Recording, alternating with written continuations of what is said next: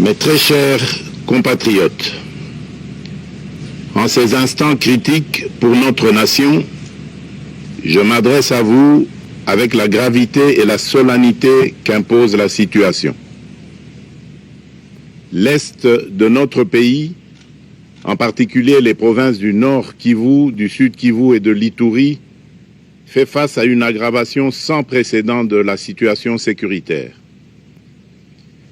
Les forces de défense du Rwanda, en soutien de leurs marionnettes du M23, poursuivent leur entreprise terroriste sur notre territoire, semant la terreur et la désolation parmi nos populations.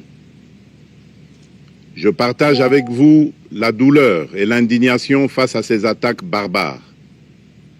Ces actes ne sont pas seulement une attaque contre la République, mais une offense à l'histoire et à la dignité de notre peuple. En ces moments difficiles, je vous appelle à la résilience et surtout à la résistance. Face à cette situation, permettez-moi de vous rassurer. Une riposte vigoureuse et coordonnée contre ces terroristes et leurs parrains est en cours. Nos vaillantes forces armées de la République démocratique du Congo, symboles de courage et de patriotisme, sont pleinement mobilisées, prêtes à défendre chaque centimètre de notre territoire. J'ai personnellement convoqué et présidé des réunions de crise avec une équipe restreinte du gouvernement, le haut commandement militaire ainsi qu'une réunion interinstitutionnelle afin d'évaluer les récents développements de la situation et de lever les options pour repousser les agresseurs et reconquérir chaque parcelle de notre territoire.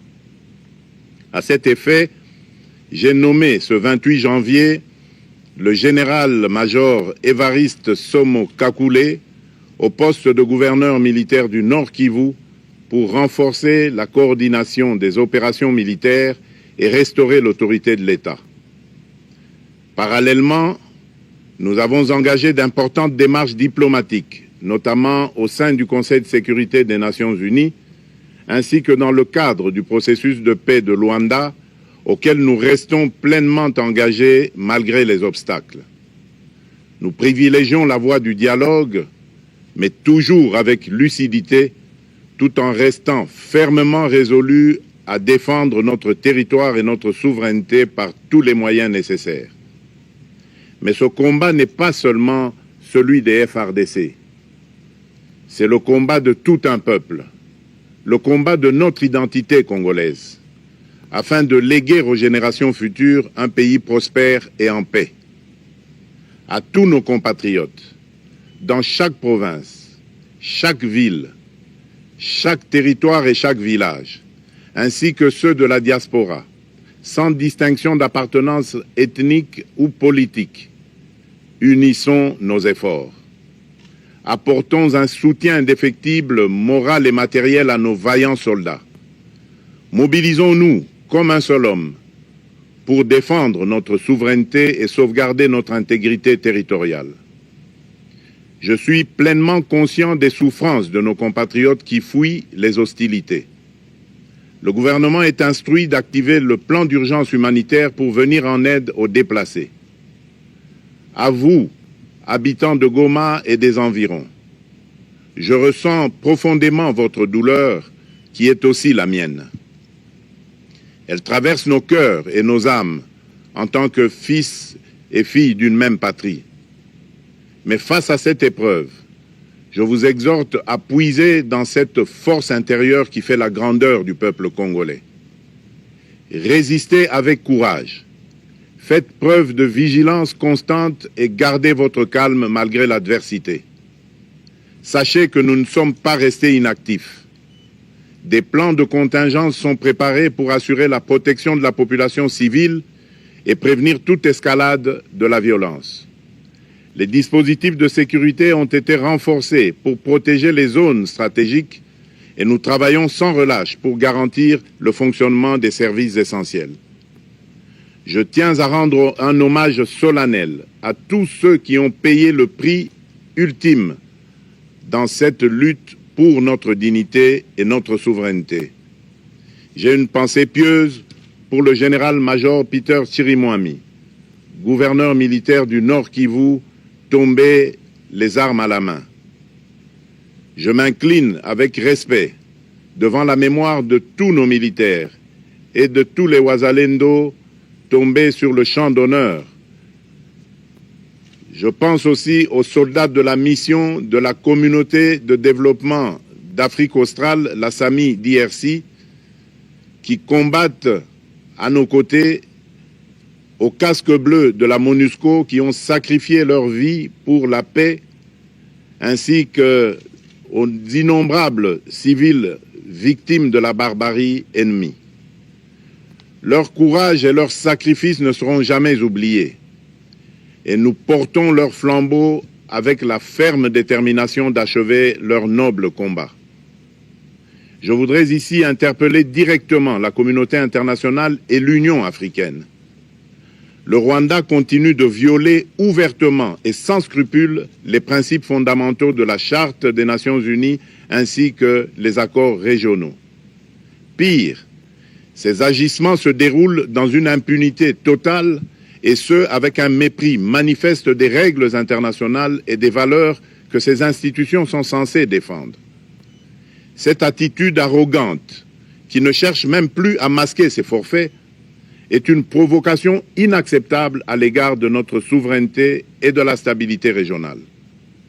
La présence de milliers de soldats rwandais sur notre sol, leur soutien politique, logistique et militaire à leur pantin du M23, ainsi que leur implication dans l'exploitation illégale de nos ressources naturelles, nous conduisent tout droit à une escalade aux conséquences imprévisibles, mettant en danger toute la région des Grands Lacs. Votre silence et votre inaction face à la barbarie du régime de Kigali et aux atrocités perpétrées par ses supplétifs sur notre territoire constituent un affront non seulement à la République démocratique du Congo, mais également aux valeurs universelles de justice et de paix. Le peuple congolais prend acte de cette passivité qui frôle la complicité. Soyez sûrs d'une chose, la République démocratique du Congo ne se laissera pas humilier ni écraser. Nous nous battrons et nous triompherons. Congolaises et Congolais, l'heure est certainement grave, mais notre détermination est encore plus inébranlable. Ce moment critique nous offre l'opportunité de montrer au monde ce qui fait notre force, c'est-à-dire notre unité sans laquelle tous nos efforts seraient vains.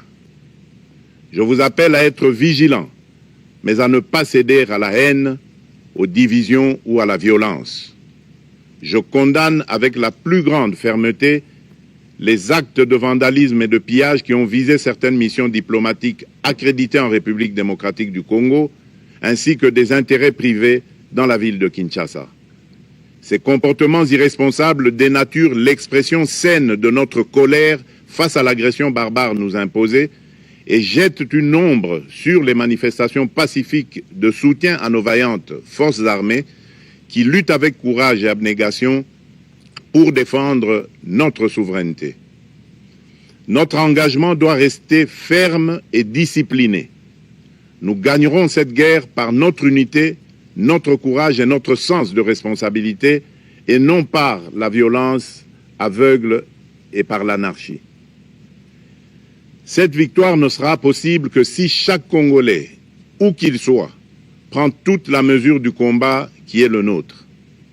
J'appelle donc la nation entière, hommes et femmes, jeunes et vieux, acteurs politiques, opérateurs économiques, membres de la société civile, confessions religieuses, artistes et sportifs à se mobiliser, à faire bloc derrière nos vaillantes forces armées et à contribuer chacun à son niveau à l'effort de guerre.